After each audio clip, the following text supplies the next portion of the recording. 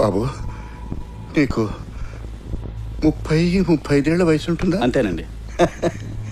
నీకంట 30 ఏళ్ళు ముందు పుట్టాను, కానీ నేను పుట్టినట్టు నువ్వు సర్టిఫికేట్ ఇస్తే కానీ నాడు నమ్మట బాబు. మీ డేట్ ఆఫ్ బర్త్ ఎంతండి? ఆగస్టు 15, 1947. అదేంటండి, క్రీస్తు పూర్వం ఎప్పుడో పుట్టి ఇప్పుడు సర్టిఫికేట్ అంటే ఎలాగండి? తప్పదు బాబు, అది ఇస్తే తప్ప నాకు పింఛన్ రాదు బాబు. మీకు పింఛన్ వచ్చే మార్గం నేను చెప్తాను. ఓ 1000 రూపాయలు మీది కాదనుకుని పారేశారనుకోండి, అయోధ్య రాముడు, ఎలిజబెత్ టేలర్, మహాత్మా గాంధీ కూడా మన ఊర్లోనే పుట్టారని సర్టిఫికేట్ నేను ఇస్తాను.